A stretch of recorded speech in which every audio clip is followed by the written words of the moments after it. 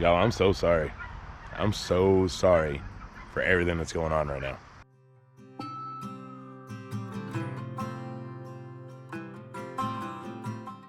I'm so sorry that you and your family may be making choices or having to make choices that you never thought that you would have to. And I'm sorry about that.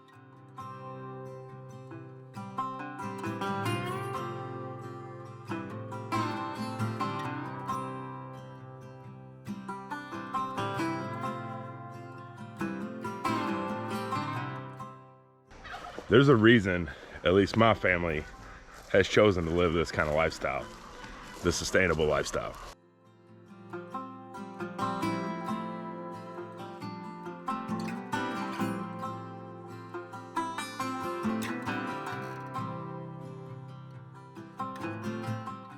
We chose it to need as little and as minimal interaction with the outside world as we possibly could. What I mean by that is, we want to be left alone. We want to do this on our own and be here by ourselves with our animals. We've been trying to get to a point where we don't even need the grocery store anymore. We want to pay our taxes, get the little credits that we do for having a farm, and have that be over. And that's all that we have to interact with the government throughout the year. But you, me, and millions of others, that all changed yesterday. The government has now decided that the hardworking man, woman, family now has to make a choice if they want to stay hardworking and have an income, or if they want to get something put in their arm.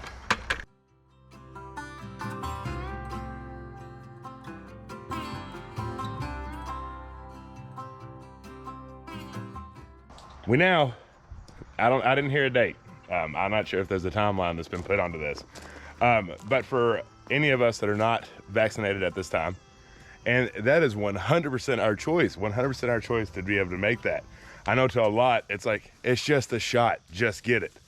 You're right, I understand. I totally get where you're coming from. However, if you agree that government involvement should not be within your family choices and your right to choose, no matter what that is, think outside of this little thing in your arm, then you have to agree with us. You have to understand how this is not okay, whether you are vaccinated or whether you agree with it or don't agree with it. So for us, we've been building something.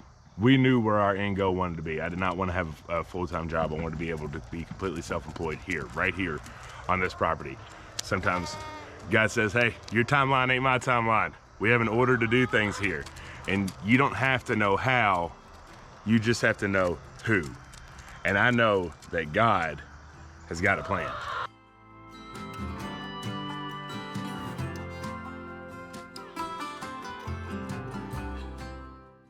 One of my favorite stories I like to throw on people is the boat story, right? The flood story of the man that his house is flooding. He says, no, God's got me. The boat comes by, he says, get in. He says, no, God's got me. Gets on the roof, helicopter comes by and says, get in. He says, no, God's got me. He ends up passing away from the flood. And he comes up to God and God says, or he asks God, why didn't you save me? He said, well, I sent you a boat and a helicopter. I get it, y'all. Here's the problem with our situation and why that story doesn't work. We're not in a flood. We're not drowning. We're not in fear of drowning. So to say that this is saving us, it's not. Our numbers are the highest they've ever been, with 54% of Americans having it. You say it helps others, I say at a maximum, it might help just you a little. But I'm not making this to argue whether the jab is right or wrong. I'm here to talk to you today about what the government did being wrong.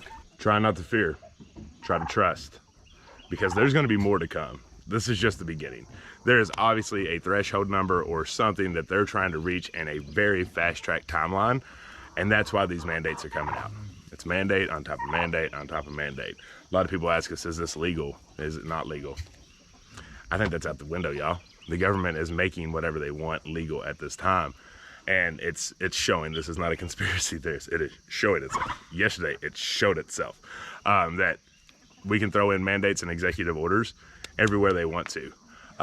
My job had already mandated the vaccine before this stuff came out. So what I was doing was searching for new jobs. Like, I had accepted that this was gonna happen, and I was searching for new jobs that didn't require it. However, now any employer over 100 is going to require it.